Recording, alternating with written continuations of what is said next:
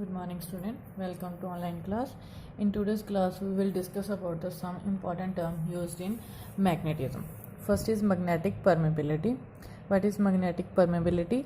It is the ability of a material to permit the passage of magnetic line of force through it. That is material ਤਾਂ ਕਹਿੰਦੇ ਆਪਣੇ ਕੋਲ ability ਹੈ ਕਿਸੇ material ਦੀ ਜੋ ਆਪਣੇ ਕੋਲ ਅਲਾਉ ਕਰਦਾ ਮੈਗਨੈਟਿਕ ਲਾਈਨ ਆਫ ਫੋਰਸ ਨੂੰ ਉਸ ਦੇ ਵਿੱਚੋਂ ਪਾਸ ਕਰਨ ਦੀ। Then first is relative permeability of material. The relative permeability की है is defined as the ratio of number of magnetic field line per unit area. तो अपने को ratio है किसकी फर्स्ट है कि नंबर ऑफ मैगनैटिक लाइन किसी अपने को unit area in that material किसी मटीरियल दे to the number of magnetic field line per unit area that would be present if the medium were replaced by vacuum. तो first अपने को relative permeability ratio है किसकी अपने को किन्नी number of magnetic field line pass कर दी यूनिट एरिया किसी मटीरियल दे विच टू द अपने को मैगनैटिक फील्ड लाइन अपने को पास कर दी यूनिट एरिया वैक्यूम दे विच। दोस्तों आप रिप्रजेंट करते हैं mu R equals to B upon B naught जो बी अपने को मैगनैटिक लाइन पास कर दी ने मटीरियल दे विचों दी और बी नोट अपने को वैक्यूम दे विचों दी और अपने को म्यू आर उसकी अपने को कोई डिमेंशन नहीं because B and B naught के अपने को सेम यूनिट्स होंगे एंड फॉर वैक्यूम इसकी वैल्यू अपने को म्यू आर दी 1 होएगी। Then relative magnetic permeability of material की सैकेंड डेफिनेशन आप डिफाइन कर सकते हैं। It may be defined as the ratio of magnetic permeability of the material and magnetic permeability of free space. अपने को कहते रेशियो होगी magnetic permeability material to magnetic permeability of free space. तो mu R लिख लिया अपने को mu upon mu not और आप लिख सकते हैं mu equals to mu R into mu naught. अपने को ये रिजल्ट अगे यूज होंगे इंपॉर्टेंट रिजल्ट ने। अपन पता है म्यू नॉट अपने को 4 पाई इंटू 10 की पावर -7 वैबर पर एम्पीयर पर मीटर होंगे और अपने को हैनरी पर मीटर है। तो ऐसा ही यूनिट जो अपने को म्यू दे होंगे वो होंगे हैनरी पर मीटर और वैबर पर एम्पीयर पर मीटर टेस्ला मीटर स्क्वायर पर एम्पीयर पर मीटर और टेस्ला मीटर पर एम्पीयर हो सकते हैं। नैक्सट अपने को सैकेंड है मैगनैटिक फील्ड स्ट्रेंथ और मैगनैटिक इंडक्शन जिसनों आप रिप्रजेंट करते हैं बी दे नाल। सपोज कर ले अपने को कोई भी पॉजिटिव चार्ज है जिस दे उपर चार्ज अपने को क्यू नॉट है वेलोसिटी वी दे नाल मूव करता पे अपने को किसी मैगनैटिक फील्ड बी दे विच दैन वो अपने को side by force F experience करता है किसी पी पॉइंट से तो उन्होंने आप रिप्रजेंट करते हैं F vector equals to Q naught V vector into B vector. तो जो मैगनीट्यूड आएगा क्रॉस प्रोडक्ट में आप चेंज कर सकते हैं साइन थीटा नाल। तो फर्स्ट इक्वेशन चेंज किया आप second F equals to Q naught V B sine theta कहते थीटा अपने को स्मॉलर एंगल है बिटवीन वी एंड बी। अगर अपने को चार्ज 1 है उसके उपर वेलोसिटी 1 है और थीटा अपने को 90 डिग्री मीनस परपेंडिकुलर जा रहा है अपने को दैन अपने को सैकेंड जो इक्वेशन है उत्थे बी इक्वल्स टू एफ हो जाएगा। दैन मैगनैटिक फील्ड स्ट्रेंथ है उन्होंने आप बोल सकते हैं मैगनैटिक इंडक्शन और flux density of magnetic field line being equal to force experienced by a unit positive charge moving with the unit velocity in the direction perpendicular to magnetic field। तो जो magnetic field strength था कितनी होगी equal to force experienced by a unit charge moving with unit velocity in perpendicular direction to magnetic field। तो जो अपने को ऐसा यूनिट बी दे ने मैगनैटिक फील्ड दे ने वैबर पर एम्पीयर स्क्वायर होंदी है और सी जी एस के अपने को गॉस होंदा तो गॉस अपने को 10 की पावर -4 टेस्ला होंदा वा। थर्ड अपने को है मैगनीटाइजिंग फोर्स और मैगनीटाइजिंग इंटेंसिटी एच अपने को जो स्टार्टिंग से उत्थे भी अपने को मैगनीटाइजिंग इंटेंसिटी की गल की सी तो की सी अपने को the degree to which magnetic field can magnetize a material.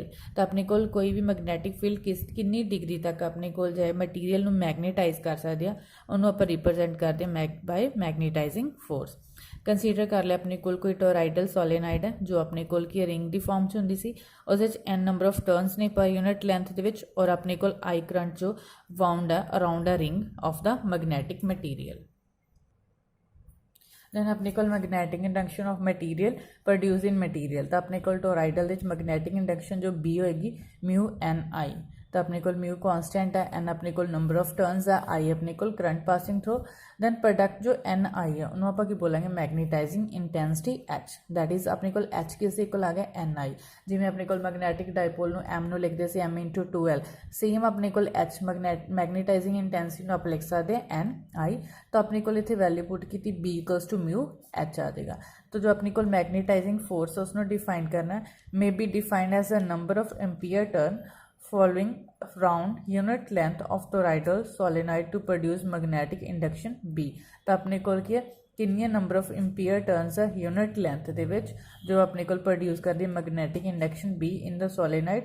कहते अगर अपने कोल टोराइड दे इनसाइड है जो फ्री स्पेस है दैन अपने कोल magnetizing induction B naught equals to mu naught H हो जाएगी। तो मैगनेटाइज जो भी अपने कोल फ्री स्पेस की गल करनी उत्थे म्यू नॉट की गल करांगे। जो म्यू नॉट अपने कोल मैगनैटिक परमेबिलिटी है फ्री स्पेस ही और जो SI यूनिट ने अपने कोल एच दे इंपीयर पर मीटर बिकॉज जो एच की वैल्यू फाइंड करांगे आप बी अपॉन म्यू आ जाएगा। बी अपने कोल टेस्ला है जो म्यू आप पहला गल की अपने कोल टेस्ला मीटर पर एंपीयर तो उत्थे सॉल्व करन ते एच की वैल्यू अपने कोल एंपीयर पर मीटर आ जाएगी।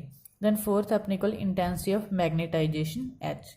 तो कि अपने को intensity of magnetisation of magnetic material is defined as the magnetic movement per unit volume of the material. तो अपने को आई की है magnetic movement upon volume, magnetic movement M, volume अपने को V। तो इसमें आप इक्वेशन 7 लिया हुआ है। दैन अपने को सपोज कर लिया अपने को uniform area of cross section है मैग्नेटाइज स्पेसिमन जो भी आप लेके चले रेक्टेंगुलर स्लैब 2L अपने को मैग्नेटिक लेंथ है M अपने को स्ट्रेंथ है ईच पोल की और I इक्वल्स टू अपने को मैं उन्हें गल की थी मैग्नेटिक मूवमेंट अपने को M × 2L। तो उसकी वैल्यू पुट की थी वॉल्यूम आप लिख सकते एरिया इंटू लेंथ। तो एरिया इंटू 2L अपने को लेंथ दी हुई है तो उन्होंने कट करते अपने को M/A। दैन अपने को intensity of magnetisation of magnetic material की जो डेफिनेशन आ रही है वो अपने को क्या रही है pole strength per unit area of cross section. अपने को क्या pole strength per unit area of cross section of the material. जो SI यूनिट अपने को होंगे मैग्नेटाइजेशन दे भी एंपीयर पर मीटर होंगे। Then fifth is magnetic susceptibility JIM उसनों आप बोलते हैं। ससैप्टेबिलिटी की अपने को डेफिनेशन की है ratio of the intensity of magnetisation. तो जो इसकी अपनी को डेफिनेशन आ रही सी की आ रही सी ratio of the magnetization intensity of magnetization induced in the material to magnetizing force. तो अपने को मैग्नेटाइजेशन है टू मैग्नेटिक फोर्स अपने को तो उन्होंने आप रिप्रजेंट करते हैं JIM के नाल। तो जो JIM आ रहा है अपने को I/H है।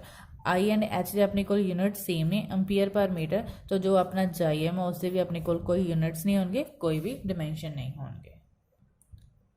जो लास्ट अपने को आ रहा है रिलेशन बिटवीन लेना मैग्नेटिक परमेबिलिटी एंड ससैप्टेबिलिटी दे विच अपने को की रिलेशन आ रहा है। तो अपने को सपोज कर लिया कोई मैग्नेटिक मटीरियल है प्लेस्ड किया अपना magnetising field of magnetic intensity H। तो जो अपने को टोटल मैग्नेटिक इंडक्शन B है वो इक्वल है mu naught plus mu M। अपने को पता म्यू नॉट अपने को B naught equals to mu naught H है and BM equals to mu naught I है। तो वैल्यू पुट करन ते B आया mu naught H plus mu naught I। Mu naught common लैन अपने को H प्लस I आप उन्हें रीड किया JIM अपने को I/H। तो I की वैल्यू फाइंड की थी I equals to JIM H। तो I की वैल्यू पुट की थी अपने को B equals to mu naught H plus JIM H।